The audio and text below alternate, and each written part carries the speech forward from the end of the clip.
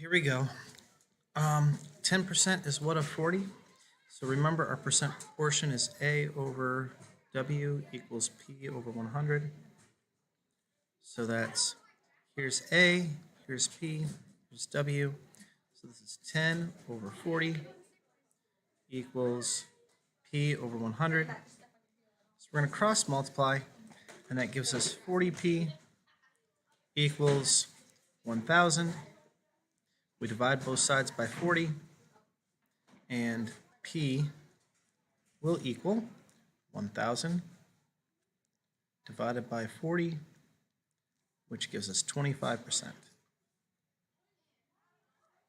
So what number is 120%? Well, that's P of 70, so that's W, so this must be A. So we don't know A this time. We know W is 70. We know that P is 120, and that's for 100. Cross multiply. So that's 8,400 equals 100A divided by 100. And so that gives us 84.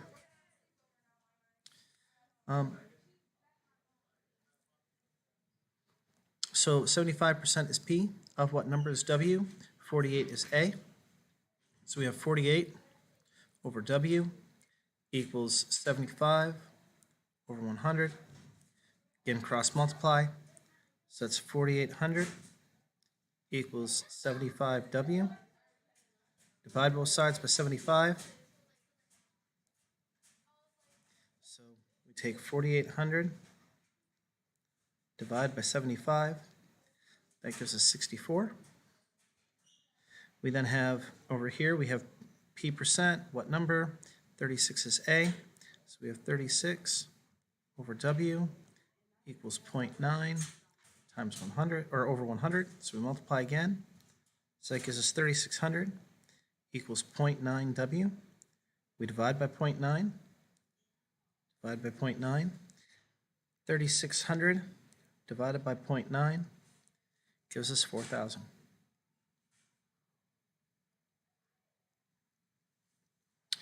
Okay, next group. This is a percent, this is a whole, this is the part. So we don't know the part, we know the whole is 90. We know the percent is 110 over 100. Cross multiply. That'll give us 9,900 equals 100A. We divide both sides by 100, and that gives us 99. What number is 0.4% of 40? So that's W, so this is A. We don't know the part. We know the whole is 40. The percent is 0.4, and the 100 is right there. We cross multiply. So 100A equals 40 times 0.4 gives us 16. So we divide both sides by 100, and that gives us that A is 0.16, which I admit seems really small, but apparently is correct. Just double checking. Yes. Okay. So 72%, sorry, 72 is what percent of 45? So the P I don't know. Of 45 is W, and then we have 72 here is the part.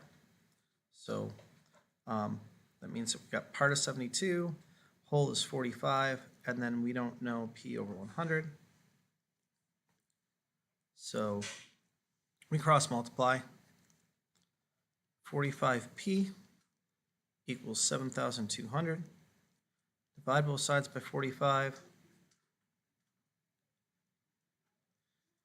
So 7,200 divided by 45 gives us 160, and that's a percent. Over here, your friend uses the percent proportion to answer the question below. Is your friend correct? Explain the reasoning. 40%, so that should be where the P is, and that's where they put it.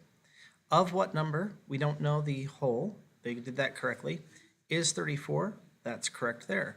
So now we just cross multiply. So let's make sure that they did the cross multiplication right. They should have 3,400 equals 40W. So we would divide both sides by 40. And so 3,400 divided by 40 gives us 85. Our friend is correct. All right, number 9. Salesperson receives 3%, that's a P, on commission on sales. The salesperson receives $180 in commission. Well, commission is part of a total amount of sales. So this is the part, this is the percent. We don't know the whole. So part, 180, over whole, we don't know, equals 3 over 100. We cross multiply. That gives us 3W equals 18,000. So when we divide both sides by 3, we get $6,000.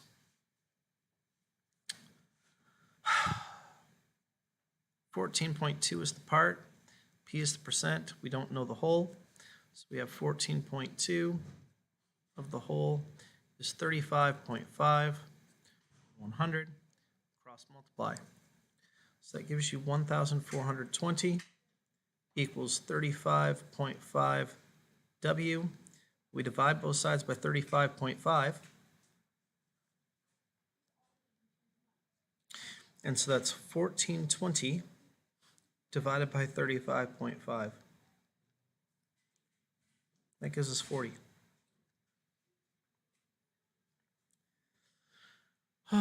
So what number is 25% of 7/8? So this is W here. This is percent there, and we don't know A. So we have A over 7/8 equals 25% over 100.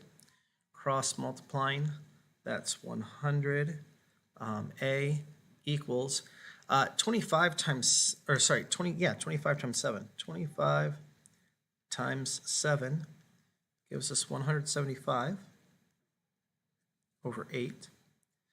Then we're going to divide both sides by 100. But to divide into this fraction, that means we're going to multiply by the reciprocal. Now, there's a 25 in both 175 and 100. 175 divided by 25 gives us 7. So we have 7 up here. And then there's a 25 in 100, so that gives us 4. So 75 30-seconds is the most desirable of all the possible answers. All right. So your friend earns $10.50 an hour, which is 125% of her hourly wage last year. How much did your friend earn last year? So it says 125% of her hourly wage. So that's a W right there, that hourly wage last year, that's the W. So that means the $10.50 apart. So $10.50, we don't know the whole.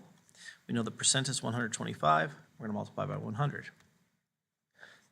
We'll divide by 100 to then multiply 10.5 by 100. So that's 1050 equals 125 W. We divide both sides by 125.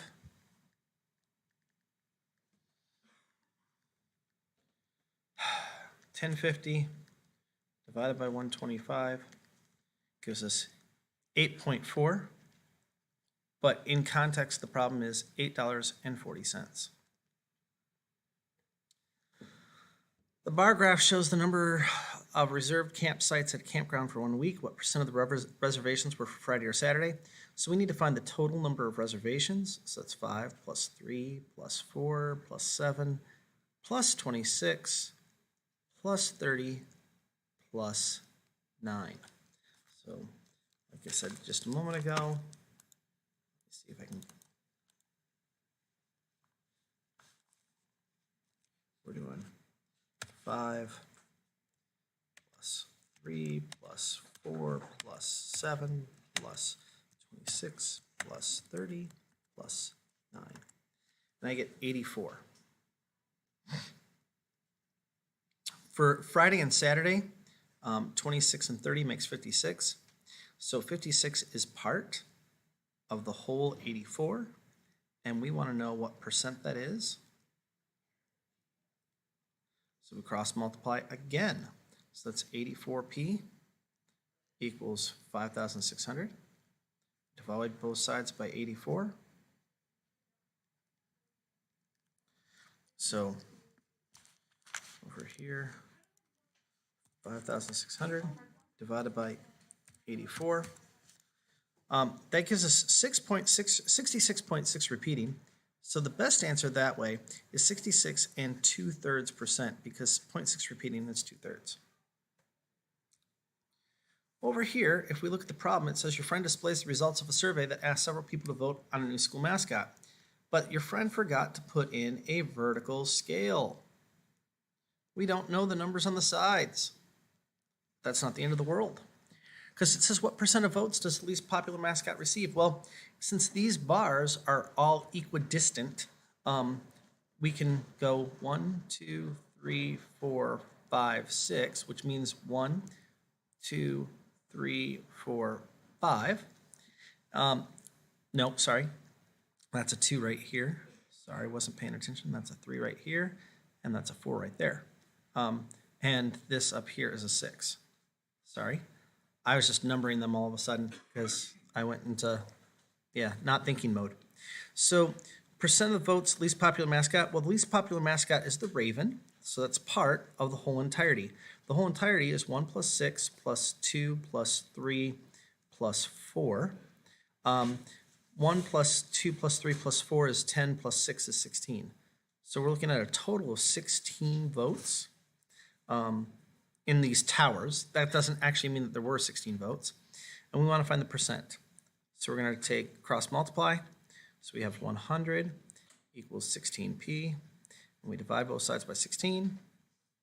And so p equals 100 divided by 16. We get 6.25%.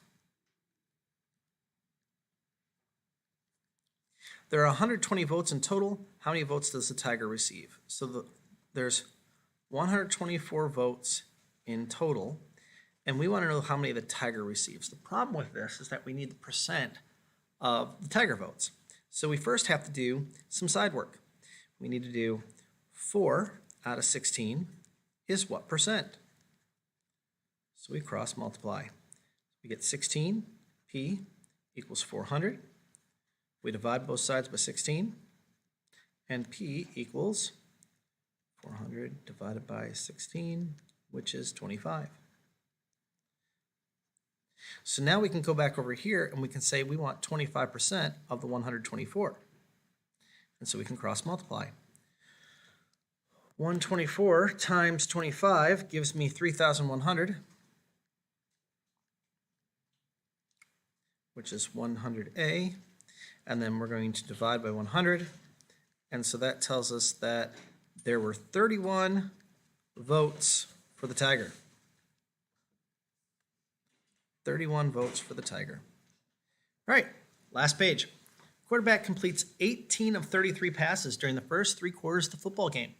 He completes every pass in the 4th quarter, which means that everything that he tries, he succeeds at. And 62.5% of his passes for the entire game. How many passes does a quarterback throw in the 4th quarter? So this is a little tricky. It's 18 plus some unknown number of passes divided by 33 plus the same number of unknown passes. And that's going to equal 62.5 over 100. So we cross multiply. So that's going to be 1,800 plus 100x equals, and now we need to borrow a calculator, 62.5 times 33. That gives us 2,062.5 plus 62.5x. Now we have to get these numbers here together, and we have to get these x's together. So I'm going to subtract 62.5 from both sides. 62.5x, I'm going to subtract from both sides. So that's 1,800 plus, so we're going to go 100 minus 62.5, which gives us 37.5. 2,062.5. We're going to subtract 1,800.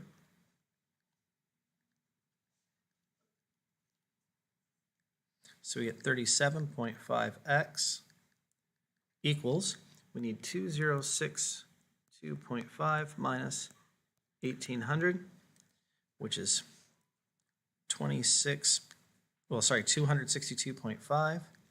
We're going to divide both sides by 37.5. And what does that give us? Divide by 37.5. That gives us 7. So our friend makes 7 passes. Now, there are other ways to do this problem. But this is the algebraic way, and in that case, I think it's the fastest. So 20% p of a number we don't know, I'll just call it n, is x. So nx is the part. So if I go back to my percent proportion, so we'll go this. We're looking for the whole. And so the part we're labeling x. And the percent is 20, and then we have 100. So we just do this, but we're just solving for w. So when we do this then, 20 times w is 20w, and x times 100 is 100x. And we just want to get the w by itself. And so to do that, we divide to undo the multiplication. 100 divided by 20 is just 5. So our answer is just 5x. It's kind of a cute problem, just to give you the idea of how the structure works.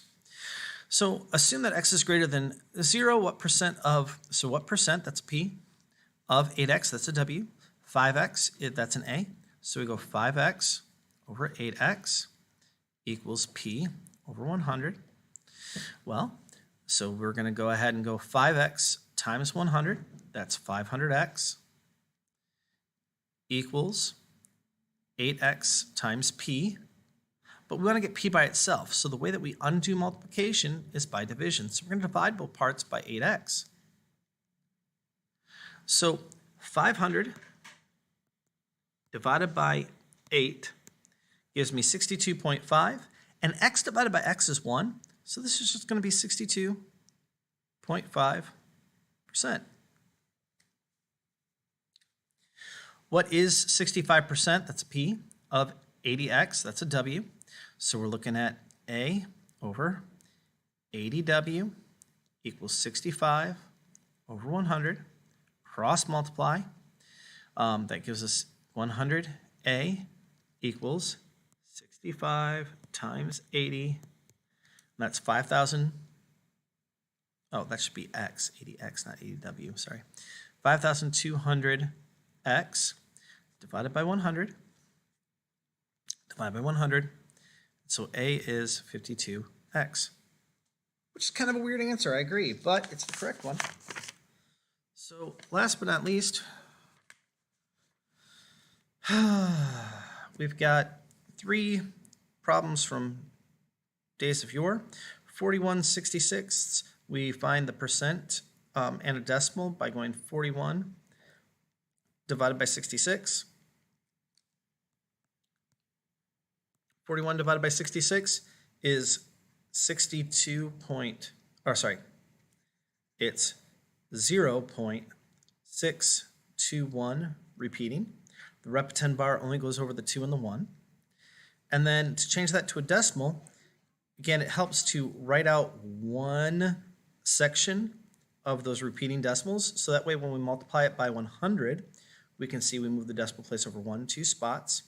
So we're going to get 62 point, and then we have a 1, and then after this 1 is going to come a 2. After that 2 is going to come a 1. And so we're repeating the 1, 2.